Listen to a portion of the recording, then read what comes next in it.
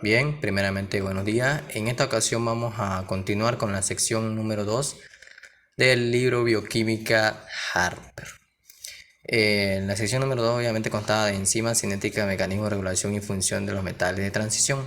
En este caso vamos a abordar el capítulo número 7, el cual es enzimas, mecanismos de acción. Así que pues vamos a empezar. Como importancia biomédica, porque estamos hablando del tema de enzimas, tenemos primeramente que saber qué son, de qué están hechas y en qué parte se encuentran. Primeramente, las enzimas, como lo define Harper, son moléculas biológicas que aceleran las reacciones químicas en el cuerpo. Fueron definidas en 1946 por James Sumner, que ganó el premio Nobel al definirlas como catalizadores, o sea, sustancias que aumentan la velocidad de una reacción química de alto peso molecular y origen biológico. También se le llama por nada más catalizadores biológicos. O también podrían decirle que son catalizadores orgánicos que aceleran o retardan una reacción química sin intervenir en ella. Ahora, ¿qué hacen las enzimas en el cuerpo? Y va delegada con la importancia biomédica debido a que cumplen funciones importantes para la vida. ¿Por qué? Por ejemplo, descomponen los nutrientes para que, con el fin de obtener energía, ayudan a constituir componentes importantes como lo son el ADN, membranas, células y tejidos. Y permiten funciones importantes también como lo son el movimiento celular, transmisión nerviosa y contracción muscular. Ahora, importante, ¿de qué están hechas las enzimas? Y de aquí es donde va a derivar su actividad, una especificidad que tienen, que es la actividad catalítica, que sería como su función principal. Y es que casi todas son proteínas. Y obviamente en el tema de proteínas habíamos dicho que todas están constituidas por aminoácidos, a excepción de algunas enzimas que están constituidas por otros componentes, como por ejemplo el ARN, el cual constituyen a las enzimas que son las ribosimas, se le llaman. También pueden cortar estas enzimas o unir a otras moléculas, como cualquier actividad de otra enzima. La diferencia es la constitución y las que están hechas. En este caso, las ribosimas están hechas por ARN, mientras que el resto de las demás enzimas son proteínas y están hechas obviamente por aminoácidos. Ahora, ¿por qué son importantes para la medicina? Primeramente, muchas enfermedades ocurren cuando una enzima no funciona bien o no está en cantidad suficiente. Y esto puede deberse a diferentes afecciones, como por ejemplo defectos genéticos, nutricionales, tisular, toxinas o infecciones por alguna bacteria, como por ejemplo el Vibrio cólera, el cual obviamente causa la cólera. Ahora, va ligada también de cómo se usa en el diagnóstico médico, pues se puede medir la actividad de ciertas enzimas en la sangre o en otros fluidos del cuerpo, y esto ayudará a los médicos a diagnosticar enfermedades debido a la medición que se hace, porque ciertos niveles anormales de enzimas indican problemas específicos en órganos o tejidos, lo que quiere decir que va ligado a esto, a que debido a la que una enzima no funciona bien o que no está en cantidad suficiente, tiene factores que lo provocan, en este caso puede ser defectos genéticos, etcétera, como ya había dicho. Ahora, además las enzimas de servir como catalizadores para todos los procesos metabólicos por su impresionante actividad catalítica, tienen especificidad de sustrato y estereoespecificidad, lo que les permite cumplir funciones únicas en el cuerpo y el bienestar humano. En este caso aquí tenemos algunos ejemplos. Pero hay que dejar ya en claro por qué las enzimas sirven mucho en los procesos metabólicos. Primeramente, los procesos metabólicos tienen que tener una constancia estable de velocidad y las enzimas son las que les dan esa constancia porque actúan como catalizadores en las reacciones. Entonces quiere decir que aumentan la velocidad sin ser consumidas por ellas mismas. En este caso, si las enzimas no actuaran en los procesos metabólicos, estos serían demasiado lentos como para mantener la vía. De ahí la importancia de las enzimas en todos los procesos metabólicos. Ahora, dice que las enzimas tienen especificidad de sustrato y estereoespecificidad. Especificidad se basa más que nada en que son selectivas.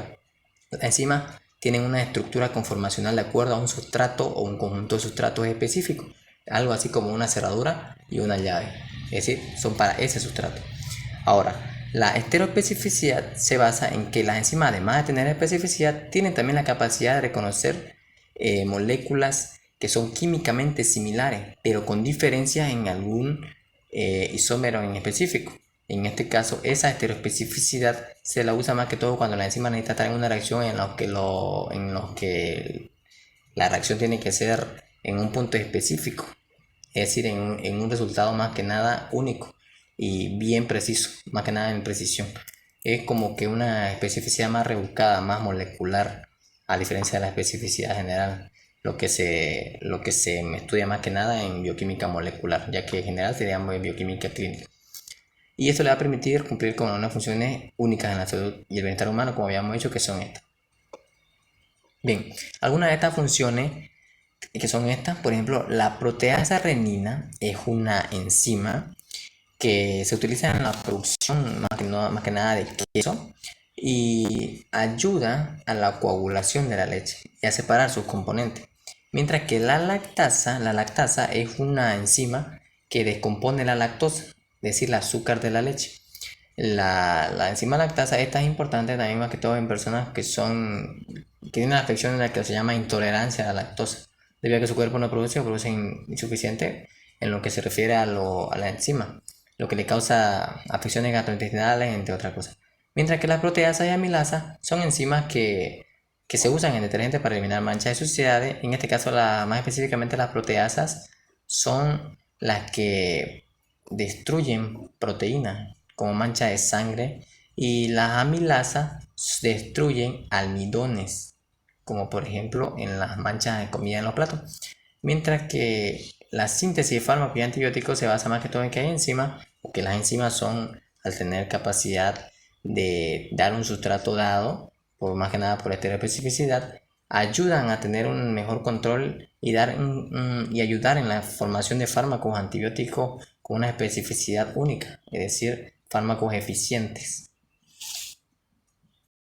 Siguiendo con el punto importante en el cual resaltaba más que todo en la importancia médica, que eran las enzimas que son catalizadores altamente específicos y efectivos. Esto más que todo viene ligado a lo que sería la definición de actividad catalítica de la enzima, lo que lo caracteriza algo así como su función principal. Pero antes de pasar a explicar esa parte, tenemos que entender ya de una vez qué son el sustrato y producto, porque hablaremos de ello a lo largo del tema. Bueno, un sustrato es una sustancia inicial en la que actúa una enzima en una reacción química. Es el proceso, es lo inicial. Es decir, tengo aquí una cosa en la que va a actuar una enzima, lo que se denomina sustrato. Ahora, el producto viene a ser una sustancia resultante después de que la enzima haya catalizado la reacción. Es decir, tenemos el sustrato en este caso, la cosa en la que va a actuar una enzima, y una vez que actúe y la reacción quede, lo que va a quedar es el producto. Este componente final se genera a partir obviamente de un sustrato inicial una vez que haya pasado los cambios químicos necesarios durante la catálisis, es decir, el proceso de catálisis, es decir, la actividad catalítica de las enzimas. Ahora sí, bien, vamos a continuar. Las enzimas que catalizaban la conversión de uno o más compuestos, lo que se llama sustrato, en uno o más compuestos diferentes que son resultantes, en este caso producto, generalmente aumentan las velocidades de la reacción no catalizada correspondiente por factores de 10 elevado a la sexta potencia o más. En este caso es como una actividad catalítica muy fuerte. Las enzimas pueden sufrir modificaciones transitorias durante la catálisis, pero no se consumen ni se alteran permanentemente. Es decir, que durante la catálisis de la reacción química, las enzimas sufren una transitoria, pero no se consumen a sí mismas. Es decir, al producir suficiente energía, porque lo que hace es catalizar una reacción, y al producir la suficiente energía que va a dar, esta sufrirá diferentes modificaciones, pero no se va a consumir ni se va a destruir, ya que estas tienen obviamente su actividad catalítica, es a lo que se dedica más que todas las enzimas. Además de ser muy eficaces, las enzimas también son en extremo selectivas, lo que iba de la mano con la especificidad. A diferencia de la mayoría de los catalizadores utilizados en la reacción química sintética, las enzimas son específicas no solo para el tipo de reacción, sino también para el sustrato o pequeños conjuntos de sustratos seleccionados, es lo que iba con la especificidad de la enzima, que sería como una cerradura y una llave debido a que tiene especificidad. Con respecto a que la mayoría de las enzimas son catalizadores estereoespecíficos, lo que hablamos en la importancia biomédica, que era la estereoespecificidad, el cual se denominaba más bien como la especificidad o selectividad por un sustrato, un isómero en este caso, hablando de isomerismo. Y bueno, típicamente se actúan sobre un estereoisómero en un compuesto dado, por ejemplo el D, pero no el azúcar. Es decir, si va a actuar sobre el azúcar, pero no actuará sobre D azúcar. En este caso, si actúa sobre L aminoácidos, no actuará sobre D aminoácidos. Dado que se unen a sustratos a través de al menos 3 puntos de unión, las enzimas pueden producir productos quirales a partir de sustratos no quirales. Esto es otro aspecto muy importante también porque habla de 3 puntos de unión. Y para explicar esto, aquí tenemos una imagen más simplificada. En este caso aquí tenemos el sitio de enzima y aquí tenemos los sustratos. Tenemos una representación plana de 3 puntos de unión en un sustrato al sitio activo de una enzima. En este caso, aunque los átomos 1 y 2 son idénticos, una vez que los átomos 2 y 3 están unidos a sus sitios complementarios, en la enzima solo el átomo 1 podrá unirse. Es decir, en esta imagen vemos que el 1 y 4 son idénticos, pero una vez que se unen el 2 y el 3, solo el 1 podrá unirse. Una vez unidos a su sitio en la enzima, los átomos aparentemente idénticos, en este caso sería el 1 y el 4, pueden ser distinguibles, lo que va a permitir obviamente un cambio químico estereoespecífico, lo que iba de acuerdo a lo que estábamos hablando de los sitios, los 3 puntos de unión, en este caso de la enzima. Lo que da obviamente a lo que dice aquí, que fue la de producir productos quirales a partir de productos no quirales. Bien, otro punto importante es la clasificación por el tipo de reacción. Es decir, las enzimas están clasificadas por el tipo de reacción, pero ¿por qué sucede esto? Primeramente, al igual que ocurrió con la nomenclatura de anatomía, en sus inicios, por ejemplo, en anatomía, lo que perduraba mucho eran los epónimos. Y hubo mucha confusión, ya que debido a que diferentes tipos de universidades o escuelas médicas más que todo, ponían su propia terminología médica a cada estructura descrita. Entonces lo que sucedía era que había confusión entre una y otra, y una estructura podía llegar a tener más de 5 nombres, etc. Pero en las enzimas ocurre algo similar, solo que esta vez era de acuerdo a lo que las enzimas, como que a lo que hacía su acción, de acuerdo a eso en su inicio se la nombraba. Por eso que tenemos los nombres tradicionales de las enzimas, que algunos nombres de las enzimas descritas por primera vez en los primeros días de la bioquímica persisten en el uso hasta el día de hoy. Eso es verdad. Por ejemplo, tenemos la pepsina, tripsina y amilasa, que son enzimas obviamente. Por ejemplo, la pepsina digiere proteínas en el estómago, la tripsina hace lo mismo, pero en el intestino delgado, y la amilasa cataliza la conversión de almidón en azúcares más simples, como habíamos visto en el tema de carbohidratos. Bueno, como había dicho, en los primeros días de la bioquímica, las enzimas recién descubiertas se nombraban de acuerdo a un patrón muy simple, el cual era el famoso sufijo asa. Se le ponía esto a un descriptor, o para que le entiendan más simple, al nombre del tipo de la reacción se le ponía la terminación asa. Esto tenía sentido obviamente, porque era una forma rápida de identificar su reacción. Es como por eso tenemos el ejemplo de deshidrogenasa, que son enzimas que eliminan elementos de hidrógeno. Tenemos a enzimas que hidrolizan proteínas y estas se conocen como proteasas, es decir, la acción más con el sufijo asa. Bueno, el chiste es que en muchos casos a esta nomenclatura temprana, se podría decir así, tuvo muchos problemas debido a que muchas enzimas tenían como funciones similares y se nombraban como que casi igual. Entonces, para diferenciarla un poco más, en muchos casos estos descriptores generales se les complementaban con términos aparte, que indicaban, por ejemplo, el sustrato particular, su fuente, su modo de regulación y un rasgo característico de su mecanismo de acción. Aquí tenemos algunos ejemplos de las enzimas a las que se le puso un complemento más en su término, en su nombre, para poder distinguirla un poco más.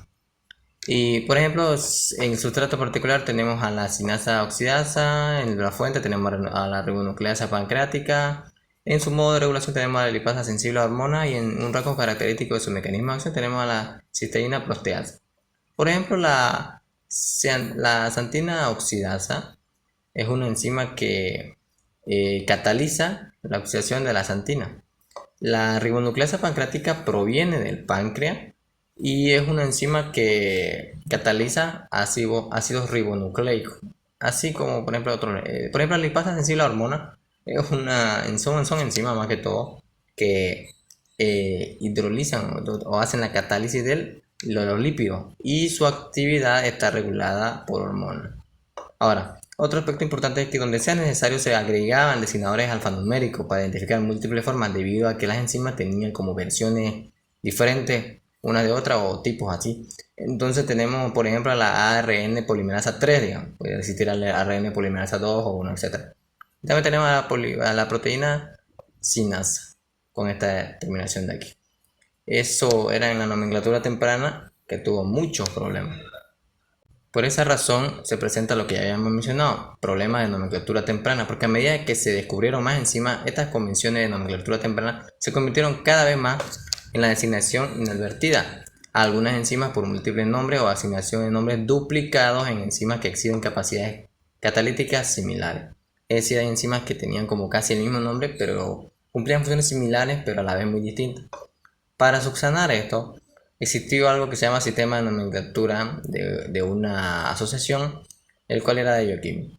Para abordar estos problemas, dice, la Unión Internacional de Bioquímica desarrolló un sistema de nomenclatura enzimática en el que cada enzima tiene un nombre único y un único código de identificación de acuerdo al tipo de reacción catalizada y los sustratos involucrados. Entonces, las enzimas se agrupan de acuerdo a esta nomenclatura en 6 clases importantes. De ahí en adelante, de ahí es que las enzimas están clasificadas por tipo de reacción, porque fue la nomenclatura más amigable y más estable hasta el día de hoy. Como por ejemplo esas 6 clasificaciones generales, porque hay subclasificaciones también, pues tenemos generalmente la oxidorreductasa, transferasa, hidrolasa, liasa, isomerasa y ligasa.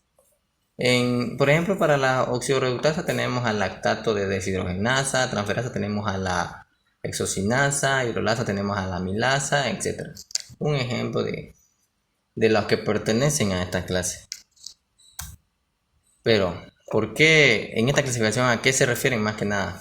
Porque las enzimas están clasificadas por su tipo de reacción y como que se toma un poco de lo antes también para sacarle algo bueno, que era lo de nombrarla por su nombre más que todo. En este caso, esta clasificación, ejemplo, tenemos a la oxidorreductasa, que son enzimas que catalizan oxidaciones y reducciones, de acuerdo al nombre que estas poseen en realidad, porque dice oxidorreductasa, de oxidación y reducción. La transferasa, enzimas que catalizan la transferencia porque transfieren. La hidrolasa, enzimas que catalizan la escinsión hidrolítica porque hidrolizan. La liasa, etc. La isomerasa, más que nada isomerasas que catalizan cambios geométricos o estructurales dentro de una molécula. Isomerasa se refiere más y está ligada a enzimas que están relacionadas a cambiar estructuralmente o actuar a nivel más molecular en los isómeros, algún isómero en específico. Como por ejemplo tenemos aquí un ejemplo resaltante que es la hexocinasa, que de acuerdo a lo que habíamos dicho de la Unión Internacional de Bioquímica, tenemos a que la hexocinasa tiene un nombre que es este aquí, ATPD, hexosa 6, bla bla bla, etc. Este es su nombre completo, la hexocinasa, una enzima que nos puede dar a entender bien este sistema tan específico que se hizo para poder no tener problemas con los nombres. Como ejemplo, la ATP de la enzima utiliza ATP, la D-hexosa, el sustrato es una hexosa, que es un azúcar con 6 átomos de carbono como la glucosa, D-hexosa. De ahí su nombre, todo lo que conlleva en su nombre, cada una tiene como una especie de significado en este caso, porque su nombre completo es todo esto, pero se la conoce como hexocinasa. Aunque el código dice de esa enzima es útil para identificar la actividad precisa de la enzima, es largo y difícil de recordar. Por eso la hexocinasa sigue siendo conocida por su nombre tradicional, que es hexocinasa.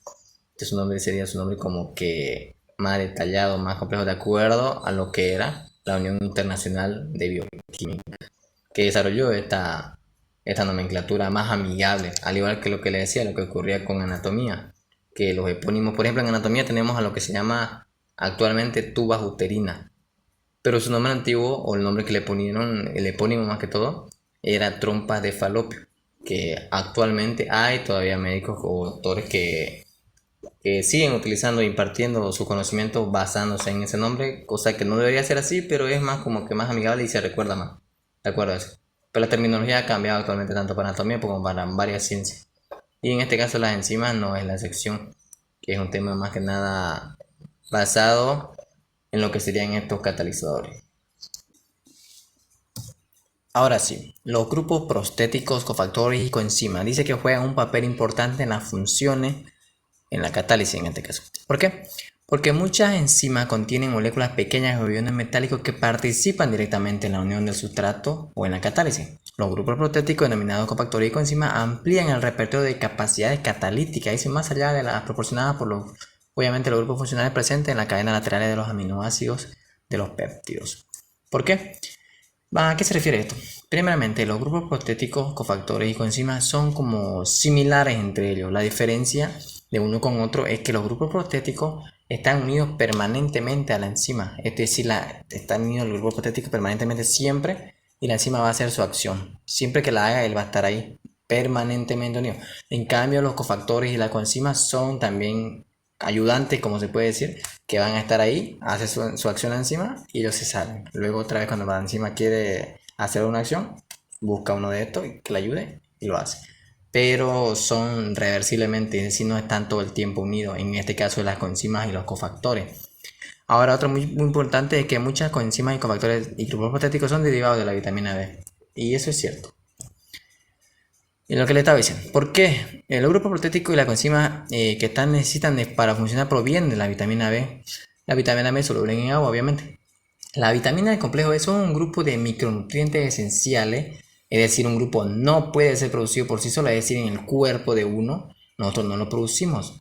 En cambio, estas deben obtenerse obviamente de los alimentos, ya que nosotros no lo producimos nosotros. No actúan directamente como enzimas obviamente, pero se transforman en coenzimas que ayudan a la enzima a realizar su trabajo, lo que le decía. Es como un ayudante, pero no actúan como enzimas directamente, ellas le ayudan. Y las vitaminas solubles en agua suministran componentes importantes obviamente para numerosas coenzimas. La nicotinamida es un componente obviamente de la coenzima redox, en este caso la famosísima NAD, que obviamente son coenzimas. La riboflavina es un componente de la coenzima redox, que también en la FAT, en este caso la otra, y así. Diferentes componentes. Por ejemplo, aquí tenemos la estructura, en este caso de NAD. Eso con respecto a que son coenzimas. Ahora, como había dicho, las vitaminas solubles en el agua suministran componentes importantes para numerosas coenzimas. La nicotinamida es un componente del NAD, la riboflavina es un componente del FAT, etc. Y muchos componentes más. Aquí está más detallado y más esquematizado. La vitamina B, por ejemplo, tenemos la riboflavina en este caso, vitamina B2, riboflavina, que es un componente del FAT en la coenzima en este caso, es decir, derivada de él. Y esta coenzima obviamente participa en las reacciones redox, claro, obviamente. La niacida, la vitamina B3, nicotinamida, el componente de la coenzima NAD en este caso, es decir, la NAD es derivada de esa vitamina. Y participa también en las reacciones redox, en este caso en la transferencia de electrones. Con respecto a eso, es decir, son derivadas de las coenzimas, muchas de ellas, no todas, de la complejo vitamina B. En los grupos proteicos había dicho que son estos que están como ayudantes unidos permanentemente a la enzima para que realice su función, siempre van a estar unidos a ella, siempre, nunca se desprenden, no son reversibles, son permanentemente unidos. Y estos grupos se incorporan de manera firme y estable obviamente a la estructura de una proteína mediante fuerzas covalentes o no covalentes. Los ejemplos obviamente son el fosfato de piroxal. ¿Y qué son los grupos proteicos que había dicho? Son moléculas o iones que se unen de manera estable y firme a una proteína. Esta unión es importante, ojo, para que la proteína pueda llevar a cabo su función biológica. A menudo los grupos proteicos están involucrados en la catalización de reacciones bioquímicas o en otras funciones esenciales de la proteína, obviamente, porque están unidas a ella. Y aquí están más detallados. Tipo de grupo proteico, fosfato de piroxal y estos otros que tenemos acá. Ahora, hay algo que tenemos que tener en claro, y es que los metales de transición como grupo proteico, también los iones metálicos o metales en este caso de transición actúan como esto. En este caso tenemos al hierro, el cobre, el magnesio, etc. Un ejemplo claro es el hierro. Por ejemplo, forma parte de un grupo proteico del grupo hemo en proteínas como la hemoglobina y la mioglobina, que son responsables del transporte de oxígeno, y además el hierro azufre es otro tipo de grupo proteico que ayuda a las reacciones de transferencia de electrones en ciertas enzimas. Y esto es como que esta transferencia de electrones más se está viendo más en este caso en la enzima, es como algo esencial, sobre todo en las coenzimas como el ser la NAD y FAT, que esto es muy común ahí. Los cofactores asociados reversiblemente a enzimas o a sustrato, esto es obvio, son asociados a la enzima pero son reversiblemente, es decir que no están permanentemente. Es decir, si la enzima lo quiere hacer su reacción y necesita un cofactor, este se une a ella, le hace su acción y luego este se sale. De esa manera, eso es un cofactor. Ahora, ¿qué es un cofactor? Nuevamente, son moléculas o iones no proteicos que ayudan a la enzima a realizar su función catalítica. La unión de manera muy débil y transitoria, es decir, temporal. Mientras ya haga su acción, luego él se va a ir. De naturaleza puede entrar y salir del sitio activo no firmemente unido a la enzima, obviamente lo que le había hecho, que él es libre, no está unido permanentemente. Y un ejemplo típico son iones metálicos como el magnesio y el zinc. Importante, como no están unidos permanentemente, deben estar presentes en el entorno donde va a actuar la enzima. En este caso, la enzima obviamente está ahí, quiere hacer su acción, pero necesita un cofactor, y este cofactor tiene que estar en su entorno de la enzima. De no ser así, la enzima no va a poder tener ese cofactor esencial y no va a poder hacer su acción. Tiene que estar en su medio, alrededor de ella. Ahora, Tenemos esta cosa. Cofactor obviamente muy débil, temporalmente se une. El grupo protético se unen firmemente. Esa es la diferencia entre los dos, entre el cofactor y el grupo protético, que uno se une firmemente y está permanente y el otro es débil y temporal. Ahora, la enzima activada por metal. Este es un concepto que queda bien claro. Hay algo que se llama enzimas activadas por metal y metaloenzimas. Las enzimas activadas por metal usan cofactores metálicos y las metaloenzimas tienen como grupo protético iones metálicos, obviamente. ¿Qué significa eso? La metaloenzima son los grupos protéticos de tipo ion metálico que están unidos permanentemente. Si es de ion metálico y está unido obviamente permanentemente en un grupo protético y está unido siempre, se llama metaloenzima, a la enzima que tiene el grupo protético de ion metálico. En cambio, si la enzima es activada por metal, en este caso, es decir, un cofactor de tipo ion metálico se une a la enzima, esta se denomina obviamente enzima activada por metal porque este la va a ayudar con su ayudante y le hace su acción, pero es un metal, un metalito. Entonces, es una enzima activada por metal. Esa es la diferencia entre enzima activada por metal, en este caso algo reversible que se va y se viene, pero es tipo de metal, y la otra que es metaloenzima, en este caso que sería el grupo protético de tipo ion metálico que está unido a ella. Con respecto a los cofactores. Ahora, las enzimas sirven como transportadores de sustrato, y esto es verdad. Pero primeramente, ¿qué son las enzimas? Son moléculas orgánicas no proteicas, a menudo derivadas de la vitamina obviamente, que ayudan a las enzimas en las reacciones químicas. La diferencia con los factores inorgánicos como los iones metálicos, la coenzima, se unen temporalmente a la enzima, transportan grupos químicos y pueden reciclarse obviamente. La coenzima es como un colíder, podría ser. Porque algunos le dicen indirectamente que son enzimas, pero no son coenzimas, es muy diferente. Obviamente también se unen de manera no tan firme, leve. Y las funciones que tienen las coenzimas obviamente es transportar y estabilizar compuestos reactivos. Estabilizan las especies como los átomos de hidrógeno en este caso, como serían las coenzimas FAD, o en su forma reducida o en su forma oxidada. Y hay compuestos de yoduro, de hierro, de átomos de hidrógeno obviamente, que son muy reactivos. Y si estuvieran libres en la célula reaccionarían con agua, oxígeno u otras moléculas de forma dañina e inútil. Ahora las coenzimas como NAD, FAD los capturan y los estabilizan para que puedan ser usados de forma segura en otras reacciones. Es decir, estas son como ayudantes, obviamente, si la enzima no va a hacer eso y hay algo que puede ser dañino, estos cofactores, coenzimas, ayudan a que eso no sea dañino y más encima ayudan a la enzima a hacer su reacción, que es lo más resaltante. Aumentan la afinidad entre la enzima y el sustrato, obviamente. Es otra función muy importante de las coenzimas, que aumentan el número de puntos de contacto entre el sustrato y la enzima, obviamente, porque recordemos que tienen 3 puntos de unión entre el sustrato y la enzima, que son la tríada catalítica que se llama. Y las muchas moléculas pequeñas como el acetato no se unen bien por sí solas a la enzima. Las coenzimas actúan como puentes moleculares y conectan mejor a estos grupos con la enzima, obviamente. Estos son ayudantes, ayudan a hacer su acción, pero a la vez, al estar unido a ella es como un componente importante que va a agarrar otras cosas y le va a ayudar a la enzima, obviamente. Eso con respecto a la... Ahora, grupos químicos transportados por coenzimas, pues tenemos al grupo químico transportado como el que transporta la coenzima NAD+FAD y los oligosacáridos, por ejemplo. Eso con respecto, no es tan resaltante que digamos, pero para que se entienda mejor lo que hacen las coenzimas, porque transportan grupos químicos. Coenzima, en este caso sería NAD+FAD, la más resaltante. Ahora, siguiendo con esto, las coenzimas actúan como transportadores moleculares, eso lo hemos dicho, estabilizan obviamente compuestos peligrosos porque los van a hacer que no sean tan peligrosos y mejoran la unión entre el sustrato y la enzima, es decir, le dan más puntos de unión. Y son reciclables, obviamente, así que se utilizan muchas veces. Se desprende la coenzima, vuelve, se desprende y vuelve cuando lo necesite y si está en el lugar indicado. Y son cruciales para muchas reacciones metabólicas, especialmente la de transferencia de electrones o átomos o grupos químicos. Eso es obvio. Ahora, otro punto muy importante, la catálisis ocurre en el punto activo, en el sitio activo más que todo. ¿Y dónde ocurre la catálisis? Obviamente en el sitio activo de la enzima. Analogía de la cerradura y llave, Emil Fish. Esto es importante. Un científico que observó interesantemente que el sustrato se une a una enzima, se vuelve más resistente al calor, o sea, en este caso la enzima. A partir de eso propuso que el sustrato y la enzima forman un complejo enzima-sustrato. Este complejo es más estable que la enzima sola, obviamente. Es como la enzima, como si abrazara al sustrato. El sustrato y la enzima es como si la abrazara, dando obviamente ese complejo enzima-sustrato. Y propuso de que la enzima es una cerradura y el sustrato es una llave. Y solo se va a unir perfectamente y hacer su reacción con la llave correcta. Que actualmente como que no es tan cierto que digamos, pero sí se tenía eso. Y solo la llave obviamente encaja perfectamente en la cerradura, lo que explicará la especificidad, obviamente lo que me habla de la especificidad y la estereoespecificidad de la enzima, por lo que solo actúan sobre cierto sustrato y no sobre otro. Ahora, ¿qué es el sitio activo? Es una zona específica, obviamente, de la enzima, es una especie de bolsillo o hendidura donde se une al sustrato y donde ocurre la reacción química, porque si la catálisis ocurre en el sitio activo, el sitio activo no solo reconoce el sustrato, sino también lo alinea correctamente con otro componente como cofactores, grupo proteítico, residuo de aminoácidos y lo protege del agua, modifica el ambiente químico local, obviamente, por ejemplo, puede ser más ácido o más básico o más hidrófilo que el resto del citoplasma.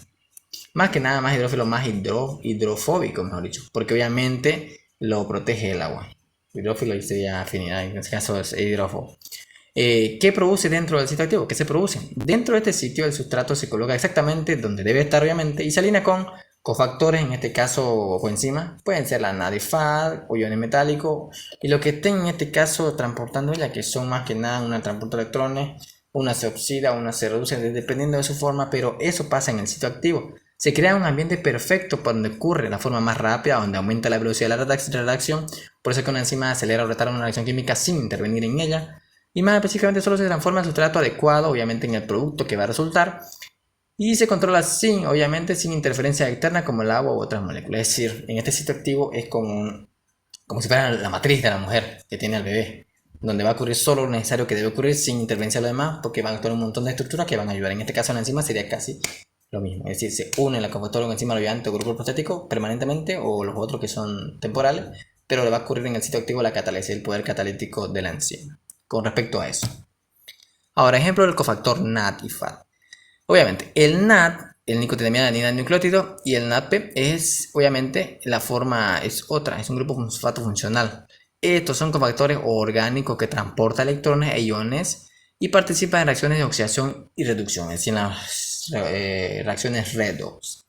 Concepto, obviamente, el sitio activo, la zona específica, el complejo es obviamente encima del sustrato, lo que ya me había dicho, analogía de cerradura de llave, que solo el sustrato abre la llave correcta o la cerradura abre el candado correcto, podríamos decir en este caso llave con cerradura.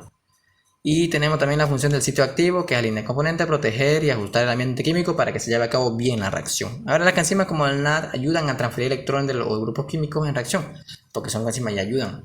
Lo que te había dicho de la transferencia de electrones o grupos o iones, que en este caso es lo más común en las enzimas. En las enzimas y en las coenzimas o en los grupos proteicos o en los cofactores. Ahora, las enzimas emplean múltiples mecanismos para facilitar la catálisis, y esto es cierto. Por ejemplo, las enzimas usan combinaciones de 4 mecanismos generales para lograr mejorar las reacciones químicas. La catálisis por proximidad, por ácido base, por tensión y obviamente por covalente o covalencia, o en este caso enlace covalente.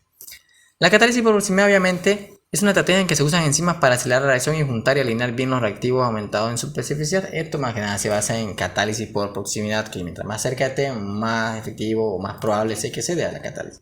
Ácido base en este caso. La catálisis ácido base de la enzima usa sus propios grupos químicos para donar o aceptar protones, ayudando así a romper o formar enlaces en las reacciones, dependiendo de quién participe.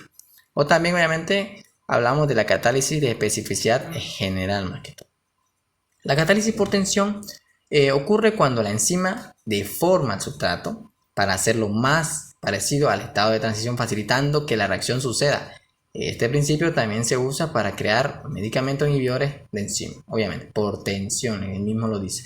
Y la catálisis covalente obviamente ocurre cuando una enzima se une químicamente al sustrato acelerando la reacción por medio de un intermedio covalente, obviamente, en un enlace. Aunque cambia temporalmente, la enzima vuelve a su estado original y al final este mecanismo es común en reacciones donde se transfieren grupos químicos y a menudo un modelo de acción tipo ping-pong. Y eso es verdad. De hecho, aquí está el ejemplo, que lo pueden ver en la figura 7.4 del libro. Los sustratos inducen cambios conformacionales en la enzima y esto es cierto. Es decir, la enzima se puede deformar o cambiar, pero volverá a su estado inicial una vez que se lleve a cabo la reacción y tengamos el producto final. Las enzimas se pensaba que según el modelo de cerradura de llave de Emil Fischer, que el sitio activo de la enzima era rígido y encajaba perfectamente con el sustrato, como la cerradura de una llave obviamente. Pero este modelo explica bien la especificidad, pero no los cambios dinámicos que ocurren durante la reacción. Y aquí es donde entra eso que les dije que como que no era casi así de la cerradura de llave. Porque propone un modelo más moderno, Daniel, quien propuso un modelo de ajuste incluido en el cual el sustrato se une a la enzima y cambia su forma para adecuarse para que esto como que de manera efectiva en la reacción. Es decir, al unirse el sustrato a la cerradura, en este caso a su llave o la llave a su cerradura, van a hacer que el sitio se modifique, la enzima se modifique, cambie, pero volverá obviamente a hacer. Pero es para que se lleve a cabo la reacción y de mejor manera se unan, como podríamos decir. ¿Y por qué es importante este cambio? Porque al activamente la enzima colocada de una forma ideal y también modifica ligeramente el sustrato usando energía de unión para facilitar su transformación en su producto, en el que va a ser el sustrato obviamente.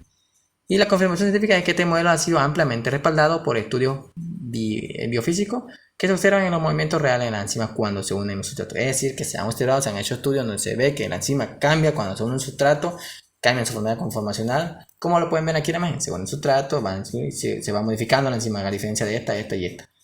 Pero volverá una vez que termine eso, vuelve a su lugar. En lugar de encajar rápidamente, o sea, en realidad que hace rígido se encaja, se induce a cambios de forma que la enzima está y funcione mejor. En este modelo se ha incluido como explican las enzimas que se adaptan dinámicamente al sustrato.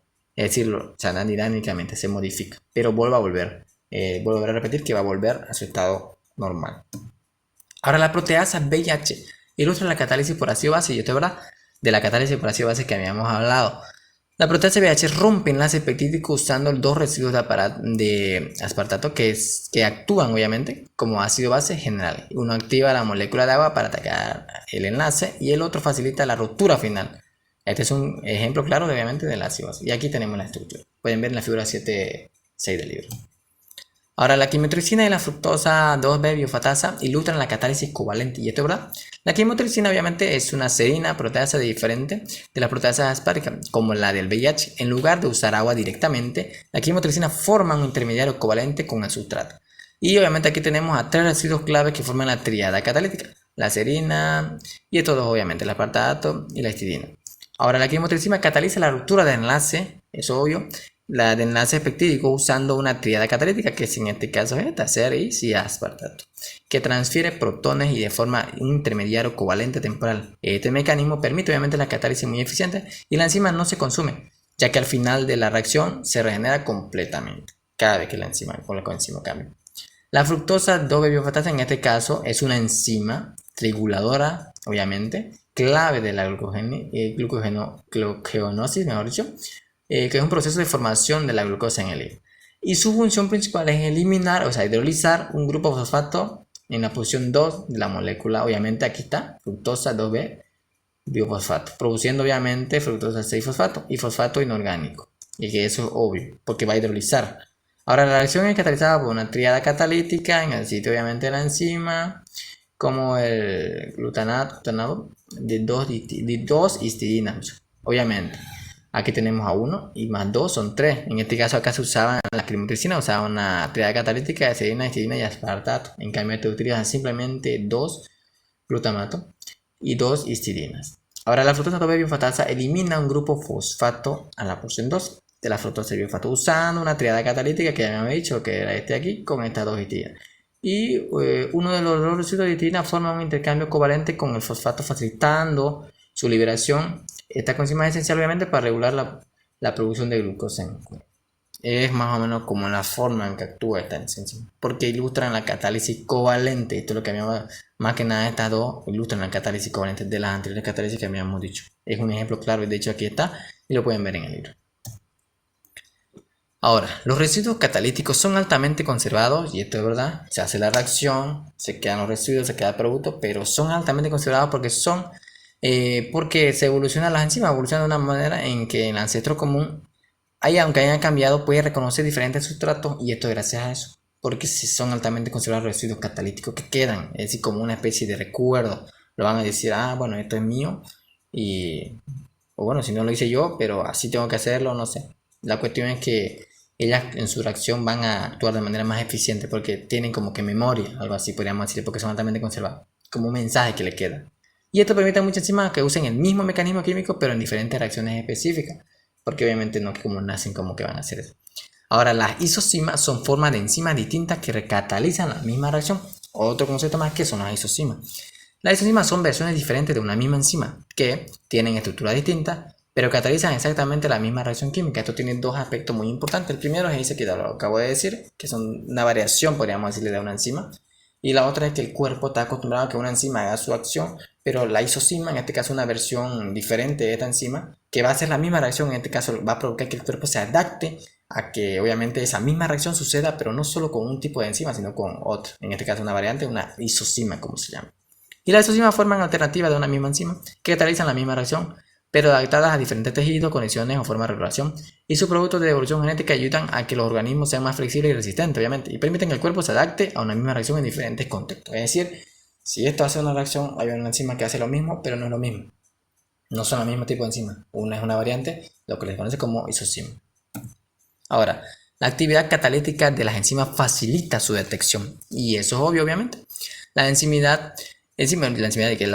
está presente en muy pequeñas cantidades en las células, lo que hace muy difícil medirlas directamente, pero tiene una gran ventaja, que son muy eficientes, obviamente, y una sola enzima puede transformar miles de moléculas de sustrato en productos rápidamente. Y esta capacidad permite amplificar su presencia, aunque obviamente haya poca enzima de ese tipo, y su efecto es muy visible. Es decir, la actividad catalítica de la enzima facilita su detección. A eso se refiere, que al poder catalítico que tienen es muy como que resaltante y se puede identificar este tipo de enzima aunque haya poquito de eso o poquita de esa enzima. Y aunque las enzimas estén en bajas concentraciones, su alta actividad catalítica permite detectarlas fácilmente. Obviamente midiendo cuánto sustrato tradicionalmente, es cierto que tiempo se puede saber y que cuánta enzima hay, lo que es muy útil en la investigación de diagnóstico médico. Obviamente, al haber mucho sustrato y que hay mucho producto en este caso, se va a saber obviamente qué tipo de enzima es. Ahora, enzimología de una sola molécula. La sensibilidad limitada a los ensayos enzimáticos tradicionalmente requiere un uso de un grupo grande o conjunto de moléculas enzimas con el fin de producir cantidades medibles de productos. Y esto es obviamente en la enzimología de una sola molécula. Eso se ha verificado en esos tipos de estudios. El descubrimiento de fármacos requiere ensayos enzimáticos adecuados para el cribado de alto rendimiento, y esto es verdad. Las enzimas son blancos comunes, obviamente, para el desarrollo de medicamentos y cribado de alto rendimiento, HTS, que permite probar miles de compuestos en poco tiempo para encontrar posibles inhibidores. Y este es un proceso, obviamente, automatizado que combina robótica, óptica y química combinatoria y revoluciona la forma en la que se descubren nuevos fármacos. Porque dicen que el descubrimiento de fármacos requiere de ensayos enzimáticos adecuados, el cribado de alto rendimiento en este caso, que son como estudios en los que se va a usar enzima o se trata con enzimas para hallar mejores medicamentos o crear nuevos fármacos o mejorarlo. Ahora, los inmunoensayos ligados a enzimas, obviamente también tenemos de que la sensibilidad en los ensayos enzimáticos puede aprovecharse para detectar las enzimas que carecen de actividad catalítica. Obviamente los ensayos ligados a enzimas, como por ejemplo el famosísimo o la famosísima prueba de Lisa, que es una técnica, la prueba de Lisa, que se usa en anticuerpos unidos a enzimas, obviamente, como informadores para detectar proteínas sin actividad catalítica. Y esto mide la presencia de la proteína observando la actividad de la enzima ligada al anticuerpo, lo que genera un producto visible o fluorescente. En este caso, la que no tiene poder catalítico. Ahora tenemos al famosísimo NAD, que las deshidrogenasas dependientes se analizan electrofóricamente. Y esto es verdad, en los ensayos electrofotométricos con enzimas y coenzimas, por ejemplo NAD, los ensayos enzimáticos se diseñan teniendo en cuenta las propiedades físico-químicas de los reactivos, especialmente a eso se basa. Y obviamente las coenzimas NAD absorben luz, y mientras que sus formas oxidadas, NAD y NADH no lo hacen. Esto es como una variación, porque la forma, para que se la aprendan mejor, la forma oxidada es la NADH, y la forma reducida, que reducido no tiene nada, creo que era la NAD. No, creo que la NAD es la forma oxidada, si no me equivoco. La NAD, así como la ven aquí, sin esta P. La NAD es la forma oxidada y la forma reducida es cuando se agregan más, la H o la P. NAD, P, NAH, NAD. Esa es la forma reducida, que reducido obviamente no tiene nada. Ya. Muchas enzimas pueden ser examinadas al unirse a la deshidrogenasa, y eso es verdad. En los ensayos acoplados permiten estudiar enzimas indirectamente utilizando obviamente otra enzima. Y aquí tenemos obviamente un ensayo enzimático acoplado a otra enzima, en este caso una exocinasa, un ejemplo claro. Ahora, el análisis de determinadas enzimas del diagnóstico de SIDA, otra cosa importante. Y es que las enzimas en el plasma sanguíneo han jugado un papel obviamente central en el diagnóstico de varios procesos de enfermedades. El análisis de enzimas en sangre es una herramienta muy útil, pero no definitiva por sí sola. Pero obviamente debe interpretarse como parte de un enfoque integral clínico, especialmente en enfermedades complejas como el SIDA. Aquí tenemos algunos, obviamente. Por ejemplo, la milasa, que servía principalmente en un diagnóstico para la pancreatitis aguda y diferentes tipos de enfermedades. Es decir, las enzimas, el análisis de enzimas ayudan en el diagnóstico de enfermedades, no solo del SIDA, pero de enfermedades, porque están presentes todo el tiempo, obviamente, en el cuerpo, haciendo las reacciones metabólicas o reacciones tipo diferentes que tengan. Ahora, Obviamente, el análisis de enzimas se dedica después de una lesión tisular. Cuando ocurre una lesión en un órgano o tejido, ciertas enzimas de ese tejido se liberan en el plasma. Esto puede aprovechar en medicina para hacer diagnóstico basado en enzimología, obviamente, porque se caracteriza de una buena enzima y un buen diagnóstico. En este caso, al romperse, hay un daño, se liberan enzimas en donde obviamente se puede obtener muestras. Y especificidad tisular dice que debe ser caracterizada por un órgano tejido específico, por ejemplo corazón, hígado, etc. Y la ventana de diagnóstico adecuada debe librarse. Ahora, el análisis de enzimas sérica es una herramienta clave para el diagnóstico, pero no siempre es, voy a hablar para el infarto miocárdico, por ejemplo, pero no siempre es casi como que efectiva, porque en la liberación de estas enzimas, de daño tisular, celular o lo que sea que se liberan en el plasma, a veces lo hacen de manera más lenta, lo que dificulta o retarda el diagnóstico, pero sí tiene su efectividad. Ahora, por ejemplo, la troponina plasmática constituye el marcador de diagnóstico actualmente preferido para un infarto de miocardio.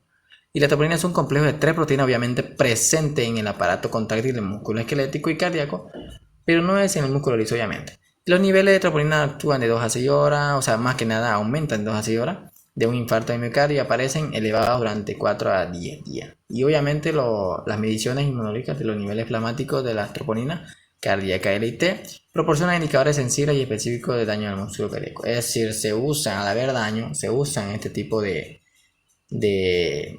¿cómo podríamos decirlo así para que no quede tan mal? Pues en este caso enzimas que se liberan del daño que ha sufrido. Ya el daño tisular, obviamente el tejido, en este caso el miocardio, porque hablamos de un infarto de miocardio. Y aquí tenemos el ejemplo claro. La presencia de esta enzima obviamente ayuda, pero como le dije no es tan efectiva. Bueno, sí tiene efectividad, pero no tanto, porque en algunas lesiones las enzimas que se van a liberar y que se pueden ayudar para el diagnóstico se liberan demasiado lentas, lo que dificulta y retarda el diagnóstico. Ahora, usos clínicos adicionales de la enzima. No solo se utilizan para catalizar ni para diagnosticar enfermedades, sino también para herramientas de análisis en laboratorio y como tratamientos terapéuticos. Y esto, ¿verdad? En el laboratorio, por ejemplo, algunas enzimas se emplean para medir metabolitos importantes y fluidos corporales, como ejemplo la glucosa oxidasa, que se usa para medir la glucosa en sangre, plasma, especialmente útil en el control de diabetes, siempre ligado a la glucosa de diabetes. Y como uso terapéutico, en este caso médico, como la enzimoterapia, se usa enzimas para tratamiento y pueden administrarse como fármaco terapéutico, ya que para disolver obviamente coágulos facilitan funciones metabólicas y reemplazan enzimas que a veces el cuerpo pierde o no tiene. Obviamente o tan defectuosas o en enfermedades genéticas, por ejemplo el tratamiento para infarto agudo de miocardio, bla bla. Ahora, tratamiento de fibrosis quística también sirve. La tricina, por ejemplo, ayuda a descomponer las secreciones, obviamente, en este caso, en lo que corresponde. Y la terapia para enfermedades de almacenamiento lisosómico, por ejemplo, en la enfermedad de Pompe, tratada obviamente por este tipo de enzima. Eso es ¿cómo se diría? Otras funciones que puede tener la enzima, pero el principal ya sabemos que es el poder catalítico, cataliza una reacción química obviamente. Se pueden usar para diferentes tipos de cosas en laboratorio para estudiarla, para crear fármacos, como fármaco en enzimoterapia y como muchas otras funciones. Es decir, la enzima tiene un amplio catálogo de funciones que no solo son para hacerla o cumplir con las reacciones del metabolismo. Tiene más. Ahora, las enzimas facilitan el diagnóstico de enfermedades genéticas e infecciones. Otra cosa más también importante.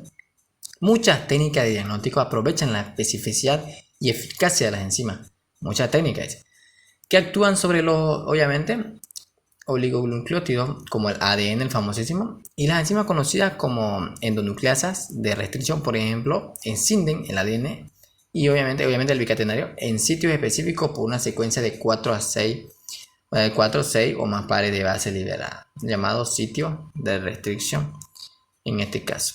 Y obviamente esto va a hacer de que esto nos ayude en el diagnóstico de enfermedades genéticas, porque estamos hablando de material genético, ADN. ¿Por qué? Porque en las técnicas de diagnóstico se utiliza la especificidad que tiene la enzima, porque es específica, aparte de su estereoespecificidad que había hablado al inicio. Ahora, aplicaciones médicas de la reacción en cadena de la polimerasa. Aplicaciones médicas, dice, de la reacción en cadena de la polimerasa, es muy importante. O sea, de la aplicación de la famosa prueba del PCR. Obviamente. Primeramente, ¿qué es el PCR? Se llama reacción en cadena de la polimerasa. Es una técnica de laboratorio que permite copiar miles de veces un fragmento específico de ADN, incluso obviamente si se empieza con poca cantidad y muy pequeña. ¿Cómo funciona? Se utilizan cebadores de ADN, se emplean enzimas resistentes al calor y a través del ciclo de temperatura se logra una gran cantidad de ADN como objetivo. ¿Para qué sirve el PCR en medicina? Importante. Por la detección de mutaciones genéticas permite identificar enfermedades hereditarias obviamente, o predisposición genética a ciertos trastornos. Detección de patógenos parasitarios, por ejemplo, en trypanosomiasis, en este caso Trypanosoma cruzi, el cual causa la enfermedad del Chagas y permite la PCR detectar en una prueba. Y también la de meningitis, la cual causa obviamente la meningitis. Y utilidad en otras áreas, pues se aplica en biología molecular, medicina y obviamente en ciencia forense por su capacidad de detectar ADN en cantidades mínimas. Y esto es muy importante porque criminalística, por ejemplo, al haber poco ADN o muy poca cosa del agresor en este caso, pues con esta prueba se puede hacer como que duplicarlo y multiplicar, a pesar que se empiece por un poquita cantidad. Entonces, en conclusión, el PCR es una herramienta fundamental en medicina moderna ya que permite identificar enfermedades genéticas e infecciones de manera rápida, precisa y con muy poca muestra inicial. Y eso es importante, con muy poca muestra inicial. Ahora, importante, el ADN recombinante, que proporciona una herramienta muy importante para el estudio de las enzimas. ¿Por qué se necesitan, obviamente? Enzimas altamente purificadas son esenciales obviamente para estudiar su estructura y función, para aislar enzimas específicas entre miles de proteínas y cómo se soluciona esto. Obviamente clonando el gen que se va a estudiar, el gen se introduce en el organismo, por ejemplo de una bacteria, en este caso el E. coli, y estos organismos pueden producir grandes cantidades de esta proteína. Es decir, se utiliza el ADN recombinante que proporciona una especie de estudio más avanzado, utilizando ya otros microorganismos, en este caso como Escherichia coli. ¿Y cuál es el problema con este problema, más que todo con este método? Que no todas las proteínas animales pueden producirse correctamente en bacterias o en levaduras. Es como que un problema porque tenemos que buscar otra manera de que se haga. Pero hasta ahora sí se puede. ¿Qué se hace en estos casos? Obviamente, se usan sistemas más avanzados para expresar el gen, como células animales cultivadas en laboratorio o células de insectos infectadas con vector, obviamente. Y estos sistemas permiten, obviamente, producir la proteína de una forma funcional y concretamente aplicada como en un organismo animal. Ya que si no se puede alguna proteína producirse en una bacteria como Escherichia coli, pues se va a hacer en células animales o células de insectos infectados por un vector. Obviamente, en conclusión, el uso del ADN recombinante permite producir enzimas difíciles de obtener, pero se puede elegir obviamente el sistema de expresión adecuado dependiendo del tipo de proteína, ya que no todas se pueden producir en un lado, pero se puede producir en otro. Ahora, las proteínas de fusión recombinante se purifican por afinidad, obviamente, cromatográfica. Y esto es verdad, porque son proteínas de fusión recombinante, no olvidar que son proteínas modificadas mediante tecnología de ADN recombinante para que tengan, obviamente, una etiqueta como añadida, adicional en este caso, a una secuencia extra de aminoácidos que facilita su purificación.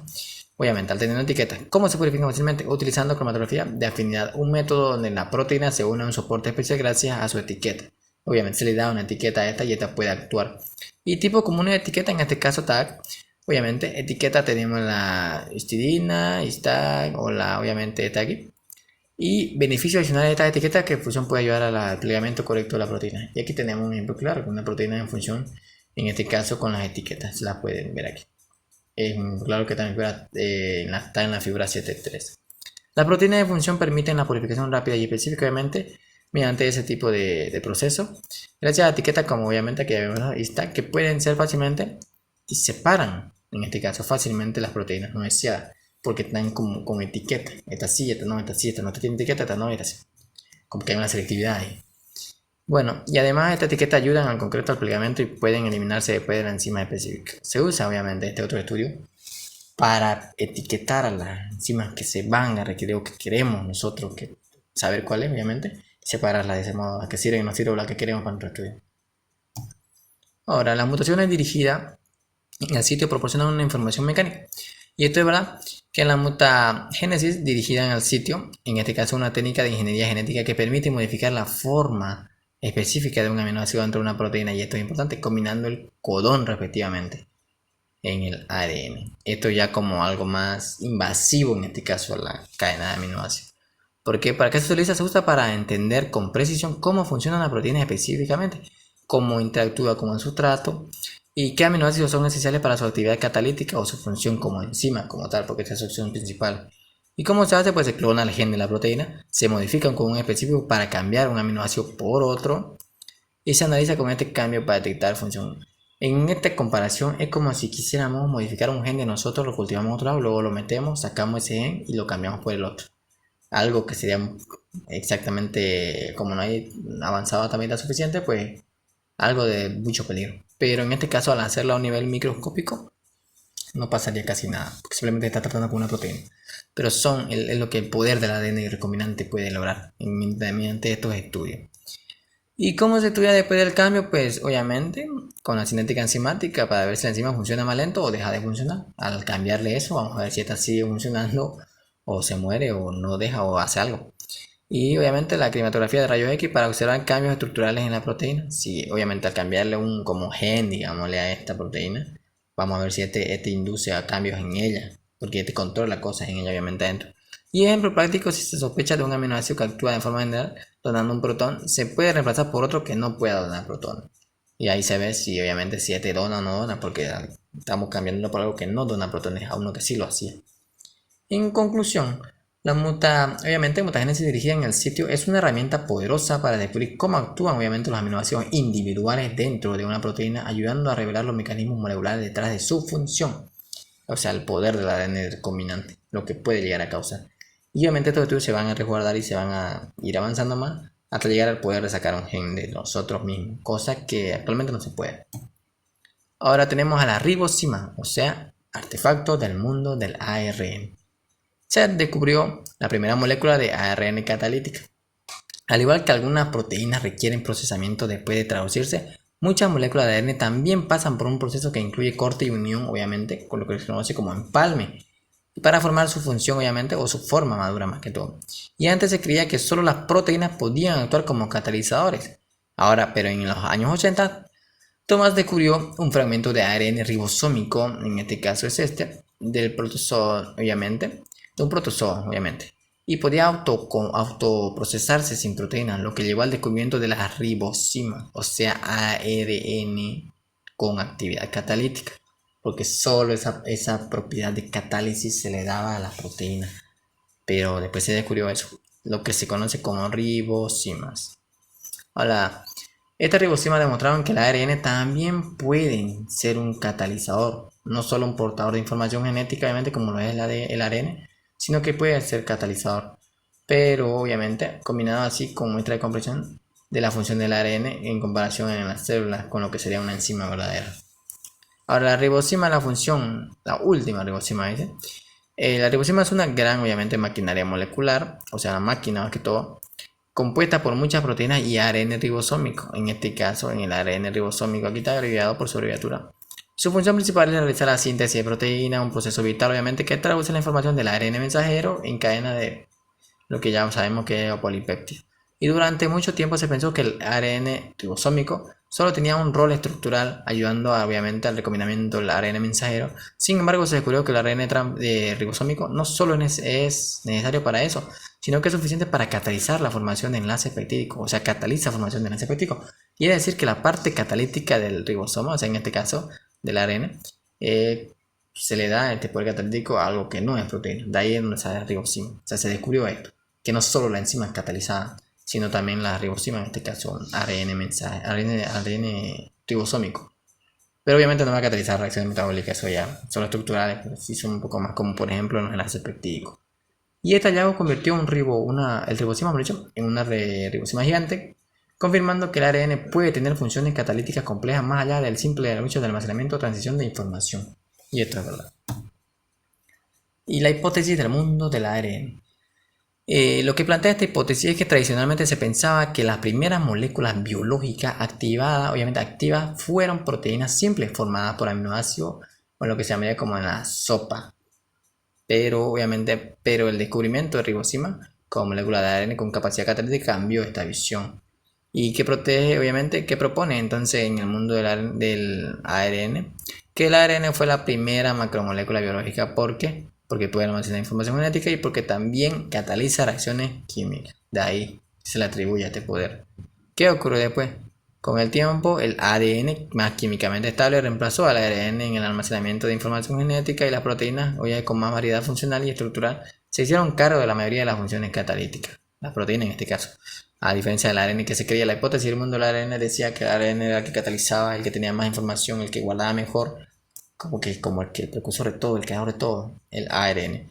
Obviamente después el ADN tomó su lugar y el poder catalítico se lo llevaron las proteínas, obviamente en este caso llamadas o formadas por aminoácidos y en este caso son enzimas. Y hubo un paso intermedio, obviamente. Se cree que pudo existir un híbrido ARN-proteína como etapa de transición. El ribosima, una gran obviamente máquina que combina ARN y proteína, es un obviamente candidato claro de este eslabón perdido. Entonces, se cree que puede haber una transición entre ARN que tenía proteína hacia, yo creo que una enzima, porque se creía obviamente que él es la que hacía esa función. Obviamente, ¿y por qué no se reemplazaron todas las ribosimas entonces por proteína? Porque en algunos casos, como el ribosima en este caso, el proceso es tan complejo y esencial que no permitió reemplazo. Y en otros casos, como ribosima, obviamente, autoescindible, para la catálisis del ARN, sigue siendo más eficiente que que intentar o inventar una proteína nueva. Su función sigue siendo obviamente eficiente. Y es por eso, cuando algo se necesita, obviamente no se elimina. Simplemente se va cambiando poco a poco algunos aspectos necesarios de esto. Ahí es donde viene esta hipótesis, cambiando algunas cosas. Y la hipótesis del mundo renal sugiere obviamente que la vida pudo comenzar con ADN, que actuaba tanto como material genético como enzima. Eso es a lo que me refería con todo esto. Que el ARN en un principio se creía por una hipótesis llamada el mundo del ARN, de que éste actuaba como un material genético, obviamente, guardando información y todo, y que actuaba también como enzima catalizando reacción. Pero obviamente el ADN tomó su lugar y las proteínas como moléculas especializadas también tomaron su lugar en la evolución posterior que se cree de este mundo más pequeño. Y pues eso ha sido todo. Es el único tema con enzima. Con respecto a enzima, creo que es mecanismo de acción del tema del capítulo 7. Solo sería gracias por la audiencia.